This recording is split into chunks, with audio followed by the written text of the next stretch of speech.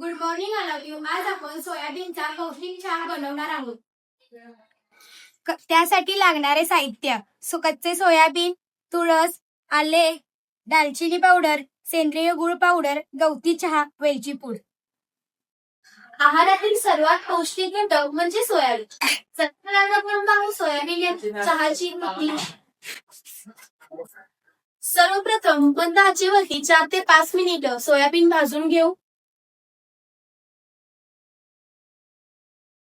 थंड झालेले सोयाबीन मिक्सरच्या भांड्यामध्ये घालून अगदी बारीक पावडर करून घेऊ. उकळलेल्या पाण्यामध्ये 1 चमचा सोयाबीन दूध घालून घेऊ. त्याचबरोबर सेंद्रिय गुळाची पावडर, तुळशी पान, आले, गवती चहा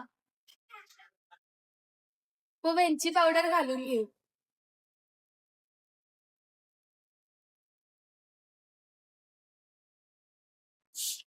अशा या तयार झालेल्या सोयाबीनच्या चहाचे अनेक फायदे आहेत.